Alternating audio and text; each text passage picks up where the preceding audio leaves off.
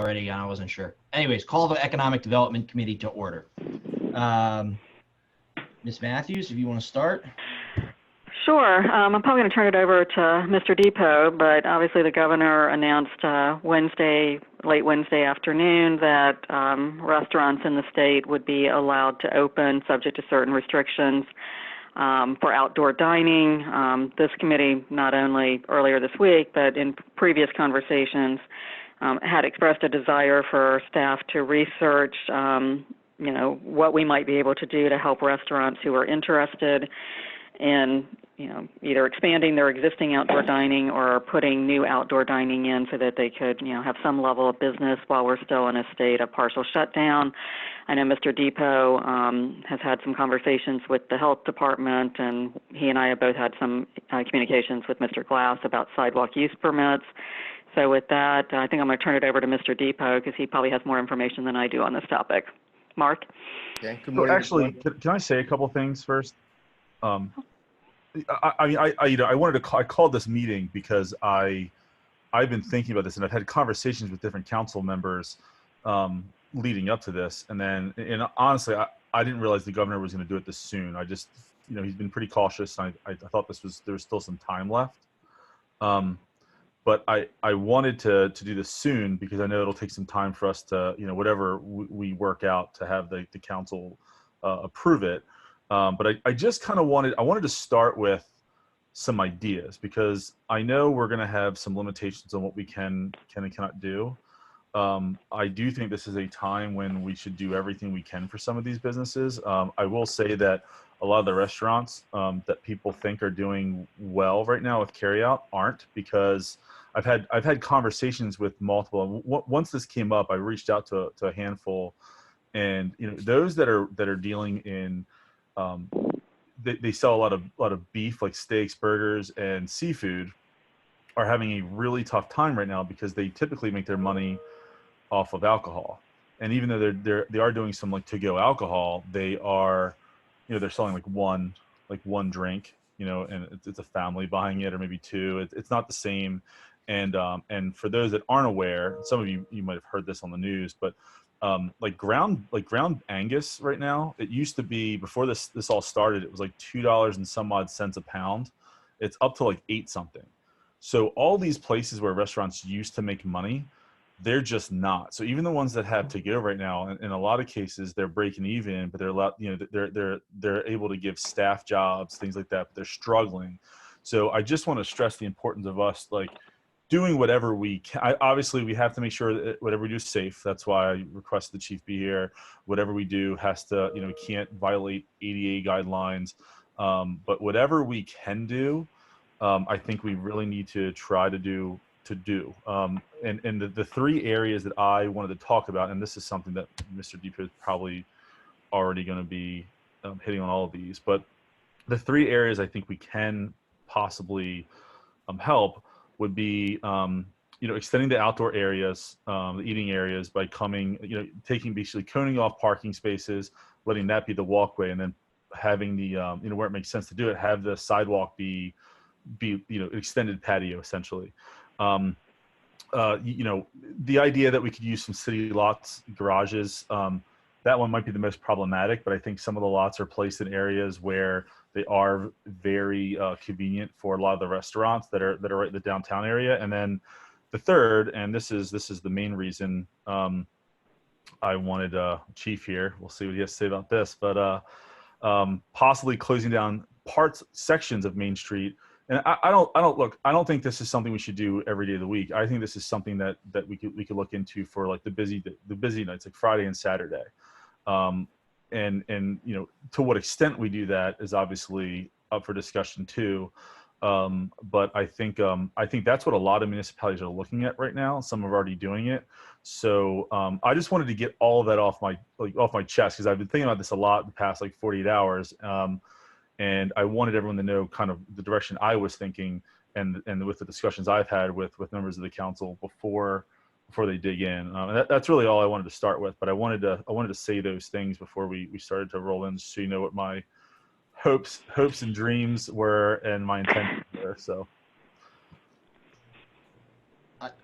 I I probably echo that. And then I would say, and Mr. Depot probably has had restaurants reach out to him. I mean, I would I would like to be as flexible as possible with any ideas that the restaurants come to us with. I mean, I'm not in the restaurant business, so there could be many different ideas they have. So I agree with the mayor completely. I just want to try to be flexible, make sure it's safe, you know, legal, but flexible. So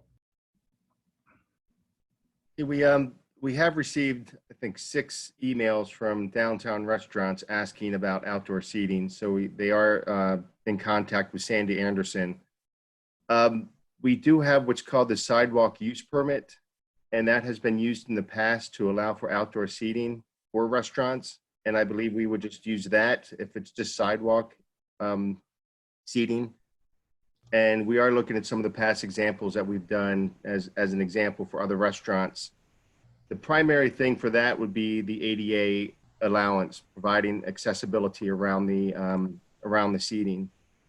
So I think we'd want some type of sketch plan or something basic that would show where the seats are going to be and demonstrating they meet that compliance. As far as water usage, I did reach out to the health department, and we believe that with the use of indoor seating being reduced due to the pandemic, that any outdoor seating would not increase the amount of total seating or water allocation that they already have. So essentially it would be a wash. So he concurs with that. So there is no issue with water usage.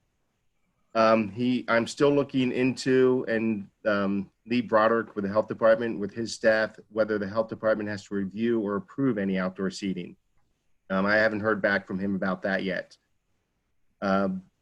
So that's just a sidewalk use only. I think if we're looking at parking spaces being used, I guess there's 2 parking spaces. One would be city-owned on Main Street, whether we want to close those, provide those for use, or if it's private parking to be used.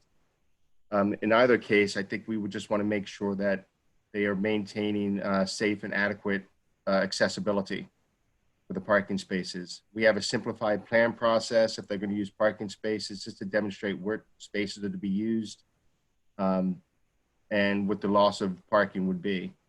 But as the mayor pointed out, we have plenty of parking downtown, and I think we could assume that any loss of parking be made up throughout the downtown area and the parking spaces in the parking garages. So I'm not concerned with the loss of parking. It's just really the accessibility and safe to have other vehicles come into that parking lot, that they can still enter and leave with these parking spaces to be used for seating. So I think we have things in place we can certainly use to allow for these businesses to have outdoor seating. The quick reviews, I don't see it taking too long for us to review it. It really just comes down to fees. The sidewalk use permit is a $50 fee. I think, and Barb can speak about this, about possibly waiving that fee. And then the simplified plan also has a fee to it that we would need to waive. Yeah, I didn't check with Alyssa on the simplified plan fee. I did check with her to see if you needed to take any legislative action to waive the sidewalk use permit fee. She felt comfortable, and I'll certainly follow up, but I think to the extent we can be flexible and not require you all to do anything legislatively, we'll try to see with Alyssa's input if we can waive the fees. She did okay our waiving the sidewalk use permit fee, during the pandemic for the specific short-term use, and I imagine she might be okay doing the same thing for the simplified site plan, but I'll follow up with her after this call. Yeah, I think our goal ought to be to identify any things that the council needs to act on and be prepared to act on those as soon as we can. And if we don't need to act, if we can just have the staff do some of these things administratively, the goal ought to be to do those quickly. And what I'd like to see us have, I mean, obviously the governor acted, as the mayor said, more quickly than we had thought when we first raised this issue and asked Mr. Depot to start looking into this. What I think our goal should be is to have, some guidance that we can give restaurant owners for next weekend.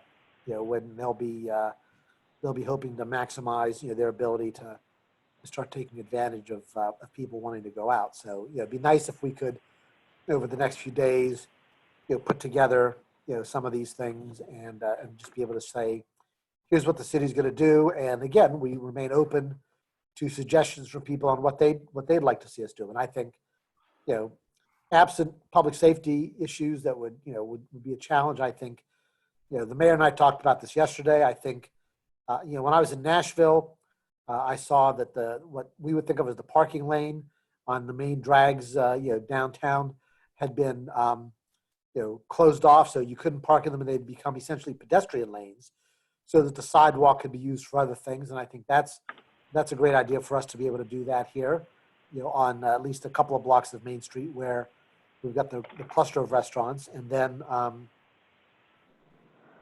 certainly if people want to use their private parking and turn that into dining space, I think that's great. If there's spaces that we can, not everybody has that, and so to the extent that we can help out some of these restaurants who don't have their own pads or easy space that they could turn into outdoor dining, I'd like to be helpful to them as well by making available adjacent space that we might have that comes from city parking or something like that. So I have a few things. I think, for one, knowing what the county has kind of sent out to restaurants, letting them know what they're doing. It sounds like the one thing that restaurants are really going to have to do through the county is, if they're going to serve alcohol outside when they normally, they typically haven't. But the way it was worded, it seemed as if the county was probably going to be pretty easy on restaurants with that. I don't know that. It's just the way it was kind of worded in the documents they sent out.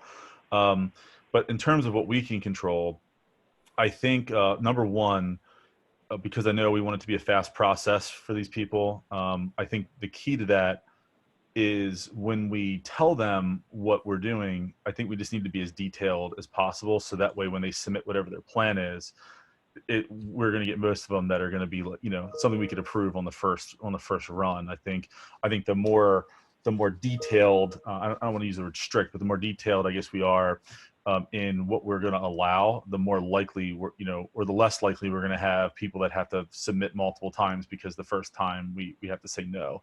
So I think that's the first thing that we should focus on. And then two, in terms of the fees and whether or not you need legislative action on it, I don't think you need legislative action on when we bill it. So if for some reason we need legislative action and it's not going to be fast enough, we can probably do that retroactively, right? We can just tell them that as of right now it costs X, but we'll bill them for it, and then we can have legislative action. Because I'm careful to speak for the council, but I don't think anybody's going to say, well, I want my administrative fees for this. So I think we're all going to probably be pretty cool about dropping those fees. So I think whatever we can do to just to make that work, obviously within reasonable and legal bounds. But I think if we do that and yeah, so I guess we need separate guidelines.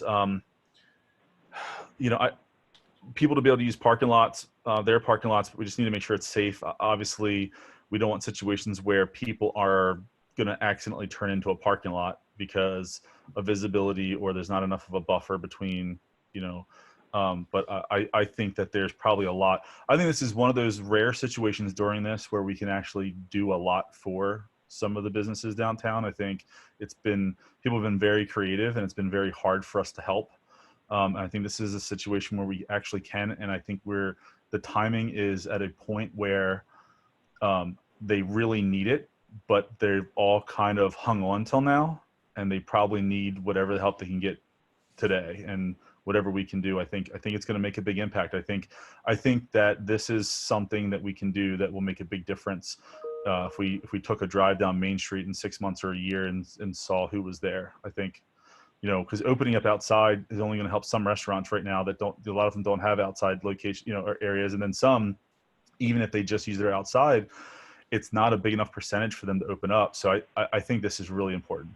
It sounds like everybody wants to make this work. I just want to, I just think this may be the most important thing that we've done or tackling since this whole thing started as a municipality.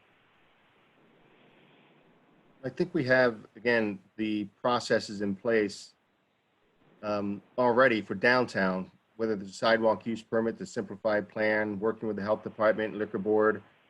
It really just is the fees would be the only outstanding issue. The other problem would come when we look at a shopping center. I know other jurisdictions are looking at that as well, just not the downtown area, but shopping centers also want to block off parking spaces for outdoor seating as well. That can be a little bit more problematic because of the parking standards associated with that. They don't have the luxury of a downtown area with accessible parking around them. But as long as they have additional parking on site, which most sites do, that shouldn't be an issue. It would only be a problem when they are maxed out of parking and they're reducing amount of parking below what the ordinance allows. I think we have administrative modifications for that, but I'd have to look into that a little bit more, how we would handle that if we have those processes in place. Yeah, I'd like to look in those modifications because I think of like kind of a place like a Liberatories, that they're in that shopping center, and I look, I understand that there's parking ordinances in place, but to the mayor's point, I think we're in really dire times and we want to support our businesses any way we possibly can. So whatever you call them, administrative adjustments or whatnot, I would be inclined to do whatever it is to let them do something. And I was just using Liberatories as an off the cuff example. I'm wondering what guidance the liquor board is giving. I mean, the county is one thing, but the liquor board is something else, as we've seen in the past. Have we heard anything out of the liquor board on what they're willing to do? And yes, There was an email today, the update from the calls that the police department participates in that basically just says, and the chief may know more than I do, it just says send a simple drawing of the layout to the liquor inspector who will review and forward for review. So they seem to be trying to keep things as simple as possible and expedite reviews. Chief, do you have any different information? No, I think you hit on exactly. County Manager Wyndham was on this morning's call, and she said that the county's doing whatever they can to streamline the process, kind of what the mayor touched on earlier. And so they're going to have, she just kind of summarized probably what was in the email, that they're going to have the businesses, the applicants submit a drawing that'll go first to Keith Menfer, who's the liquor board inspector, and then it'll go to the appropriate county review staff. But they said they're trying to make it as simple as possible and as streamlined as possible. Okay.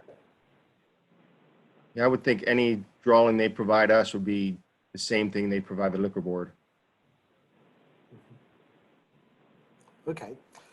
Can we, so, I mean, I know we've had this conversation publicly, but I know that some restaurants have reached out to us, but can we do some outreach, Mr. Depot? Have you got somebody on your team that could make some phone calls to all the the restaurants in the city just to let them know that we're trying to be proactive on this, the direction we're headed, and that we welcome their ideas on things that would make it possible for them to be able to do business? Because I think they need to hear from us. I mean, they might not be watching this, or there might not be a story in the paper about it. And so I think we need to do some proactive outreach to them.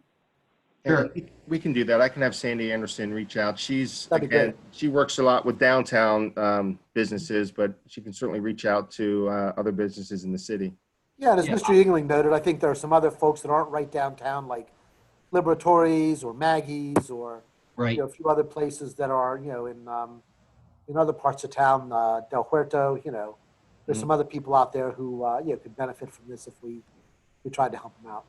Yeah, and if I could make a suggestion, like Sandy also, when she reaches out, I would like her to be able to provide and distribute some sort of process, whether it's 3 bullet points, not just, hey, just so you know, we're going to support you. I mean, that doesn't really give like a business owner much idea on what they need to do. So if it's, okay, you want to do sidewalk seating, this is what you need to do. You want to do, this, and this. I would encourage that to have some sort of steps that they need to take. And that'll actually help you all so that they're not, submitting half of what they actually need. Okay. We can do that. Good. All right. I mean, I And think Chief, we're closing down Main Street, right? Chief, we're closing down Main That's what's Street. left. We just kind of We're skipped all- are we over closing that. on all the streets, Chief. What are we doing? So, I mean, obviously, we do it for special events, so it's possible. We just need to figure out all the considerations that, such as making sure that fire rescue is made aware and they know as far as their routing and accessibility to the businesses, that's fine. If we run into traffic issues with congestion, then we need to consider the amount of staffing that we'll have to dedicate to that in addition to our other duties. But you know, we're going to do whatever we can to help you guys make it work. And we've already got our operations plans to have a lot of foot patrol and bicycle patrols in place for, you know, general safety concerns. So that shouldn't be an issue. I know Mr. Depot touched on a couple of things that I had written down in my notes, the ADA aspect of it. And Ed Singer brought up in this morning's call to consider, you know, the handicap parking space issue. And obviously, if an applicant is going to use a portion of a roadway that's currently used for travel, that you just kind of loop us into the process so that we can look at it and make sure that there aren't any concerns from our end, which we'll be happy to do. One thing that was brought up that we haven't touched on in this morning's call that I just want to make everybody aware of is that Ed Singer did mention the issue of tents. And he is still waiting on some guidance from the state as far as tents go, but he doesn't believe that it'll be approved if there are sides to the tents, because that kind of would defeat the purpose of the open outdoor airflow. But he did say that existing overhead structures would be approved, and I guess tents without sides. But that was one point that was brought up in this morning's call. I think shade is valuable. But yeah, obviously we don't want there to be airflow going through. That's a key part of keeping it healthy. Talking about closing Main Street or parts of Main Street. So when the mayor and I were talking about this yesterday, one of the things we talked about was, you know, closing parts of Main Street just on maybe Friday, Saturday evenings, which I think has some merit to it. But before we launch that, I think, again, Mr. Depot, something you may want to ask Sandy Anderson to talk to some of the restaurants about is if we did something like that, would they take advantage of it? Would they want to have tables out in the street, and how would we go about doing that? I think that I'm willing to do things like that if they're going to be well used, but I don't want to shut down traffic for what may be only, one or two businesses who may decide to take advantage of it. So, and the other thing is I think we need to think about what blocks we're able and willing to do that won't create real problems with traffic flow, because we've got our core downtown, but then you've got some establishments a little farther out Main Street in each direction, and I think we need to be aware of the fact that we don't want to benefit some and not benefit others, but at the same time it might not make sense to do those parts of town. So I think we're going to have to balance some of that carefully, but but I think the important thing is to find out if people would be interested in taking advantage of that. Yeah, I think that's smart. I think that the first thing is, finding out what restaurants would want to take advantage of it, because you have some blocks where you have like 4 restaurants, other blocks where you have 1 or 2. Right. And if those 1 or 2, neither of them or the one of them doesn't want to do it, we can just not worry about that. We might end up with one block that we're really talking about. So I think that's good. And then, we're not going to get everybody. And that's, like everything else with this, it's not going to be fair to everybody. And we just have to be as good and fair as we can possibly be. And but that's no different than when we do our strolls and our events downtown. We want to involve everybody that we can, but we can't just go down the street forever. We have to have an end to it. And maybe there's some way to work that out, but probably not. So there are going to be people that aren't going to get the benefit of this, and we can't shut down every street in the city.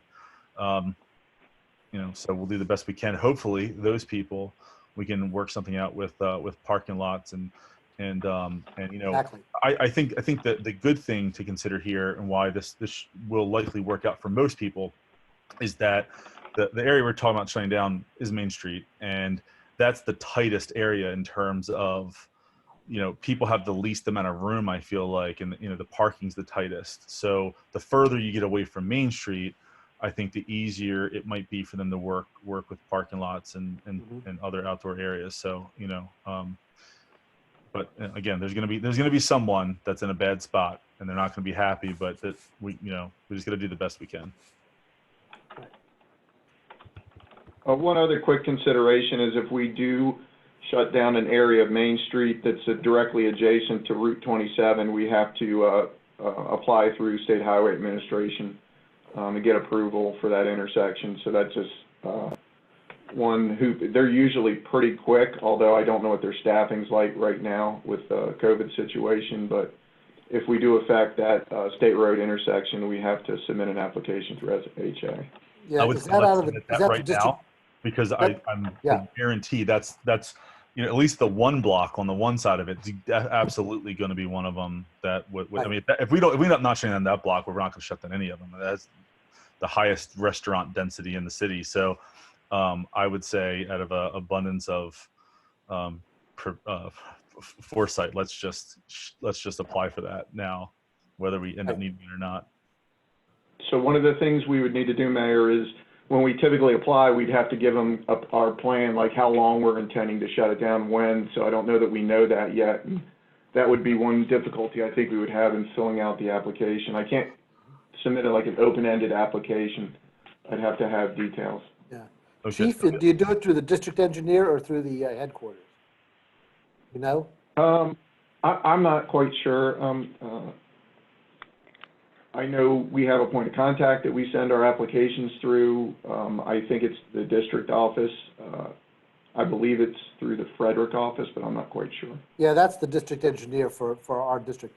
I think it's worth it. I mean, I see your point, and we got to figure some of these things out. But I think, at least reaching out to them and letting them know that we're thinking about this, so Okay. that when it comes, they're not surprised and they're ready to take a quick look at it. But because we're going to have to give it some thought. Well, we'll proactively reach out today, and I'll have a conversation and say, okay, what do you need, and how quick can you get it turned around for us? Yeah. I think they'll be pretty cooperative on it. And they always are, but I think in this case, given the situation, I think they will. So other cities are doing it. Yeah. So. Well, I think that was the only thing on the agenda, if I'm not mistaken. It was. You're correct. While I have all of you, though, I had sent an email yesterday. Are we still having a committee meeting with Graham Dodge on Tuesday morning at 10:30? I think this was to talk about the grant parameters for Magic, or is that something you want me to work on administratively with Mr. Graham and just send it to the committee? He was asking. And if we're having a meeting on Tuesday, I probably should get it posted today. I think that he got some direction from us. So I certainly would like to look at those parameters, but I think there was a couple that we added. So that's correct. And I truthfully, I had forgotten about the meeting next Tuesday to Mr. Dodge reminded me. So I had already reached out to him because I'm working on the 3 grant agreements to get those on your agenda sometime in June. The one for the fire department and the municipal band are pretty simple, but Magic's tends to, tweak a little bit every year because of the performance measures. So Mr. Dodge shared that he was meeting with his board yesterday and hoped to have something to me later today. So if you all are comfortable with my doing some initial work with Graham, he and I can try to refine something and just send those to you for your review by email, if that works for you, or I can certainly post a meeting. It's whatever you all would like. I think that's my probably Tuesday's fine. kind of busy, so I think.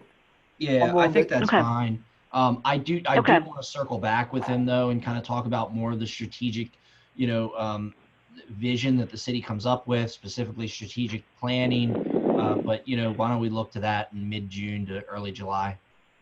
Okay, and I did reach out to Larry Tweel. I'll go ahead. I know, Councilmember Yingling, you've seen it, but make sure everyone has seen the Howard County EDA strategic plan that you referred to at the last meeting. And Mr. Tweel did give me a point of contact that they used.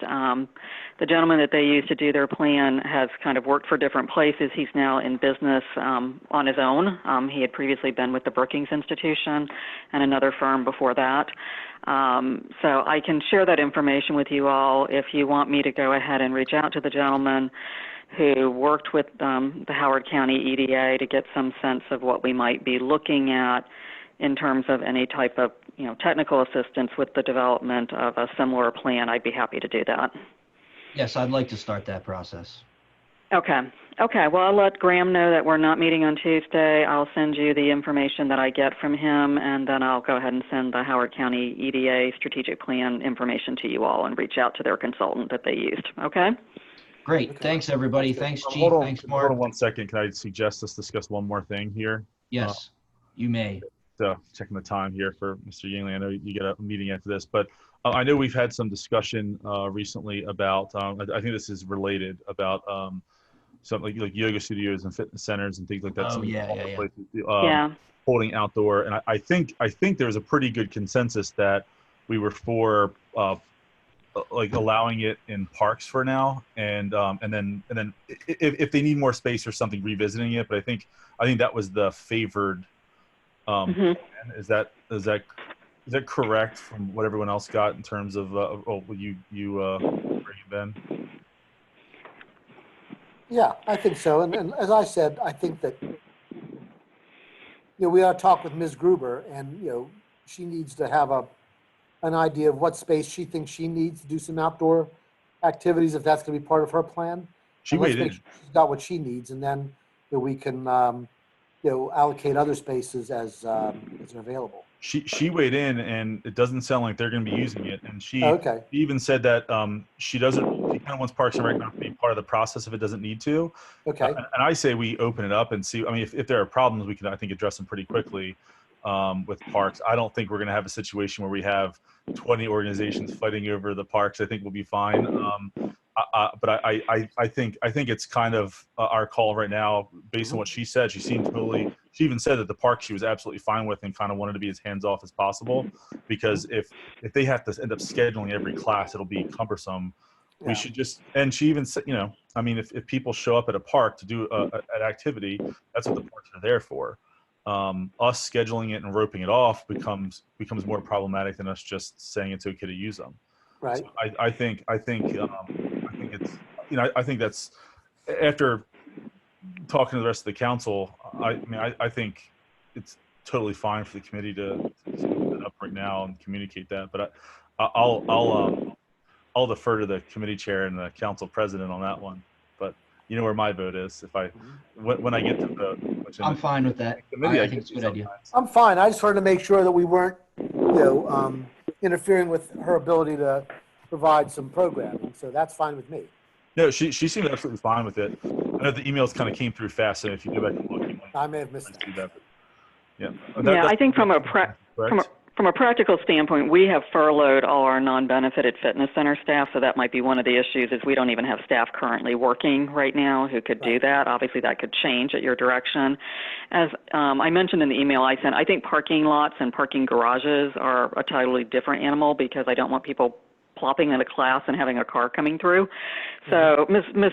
Childs is looking into, I think those have greater liability issues, and certainly in terms of gatherings, we're not having the police department check parking lots. So we'll get back to you with some thoughts on that, but I don't think our parking garages, and I'm not saying we charge people, and I'm not saying we don't do it, but I think there needs to be at least some type of at least city knowledge and concurrence, and kind of off the topic, but I think we all know that we had a group that basically, did a very generous thing with the food giveaway, but they basically planned to use a city parking lot that none of us knew about, and basically we had traffic backed up on 27. So I just think we need to look at our parking facilities a little different than we do our outdoor parks, because their primary purpose is not outdoor recreation. I think they can be, but then I think we just need to pick the locations that we feel most comfortable with from a safety standpoint. You know, I don't think So, it's necessary. I think once we allow the parks, I think that our parks, we have a decent amount of them, and they're pretty big. And I think Yeah. that unless someone for some reason really wants a hard surface, if they do, I think that's going to be really rare. I think the parks are going to handle it. So I think Okay, I that's don't good. think we need to worry too much about that. If we do, we can, you know, if it comes up, we can handle it. If it becomes a problem, I think the parks are probably the preferred place, and they're big. I mean, we have Yeah. big parks, and like with the group size only being allowed to be so much anyway, I just think Right. it's more than ample. I think we just start there, make it fast and easy, and see where it goes. Right. The speaking of parking garages, this is something somebody suggested this to me, and I don't know what the ambiance is of dining in a parking garage, but somebody suggested to me that would be, you know, a covered space that, you know, people would be out of the sun and out of the rain if they did that. So I'll just throw it out there. I don't know what, you know, I mean, if that I've had comes plenty up, of I guess meals. we could talk about it. But yeah, it wasn't. Plenty of meals Yeah, last I think it. car in a parking garage. I and think they- it might be, yeah, I think it might be one of the things that if we're going to have Ms. Anderson do some kind of surveying of businesses, which is, you know, I think we're all agreeing that we want to make sure we're tailoring things. There's probably some practical considerations of how far you can take the food from your kitchen to Right. wherever. But I think that's part of what we can ask. As you said, Council President Pecoraro, we want to try to tailor our efforts to what people actually feel they can use and is workable Right. from a business model standpoint. Right. And I don't know enough about restaurants to say that. And one of the things I asked Mr. Depot the other day was, do we have any sense that the health department has any regulations on how far a dining area has to be from the food preparation area? I mean, I Yeah. think that's, you know, something that, you know, is going to be a factor for the restaurants as well as for us. So it's the kind of thing we need to know as we develop our plans. So, Okay. Okay, All right. I think, Well, thank you. Chair Yingling, I think that's it. Yeah, thanks everybody for your time, Mr. Depot, Chief, Ms. Matthews, appreciate it. Thank you. Obviously, Mr. Mayor, Mr. President, thank you for your time, and we will,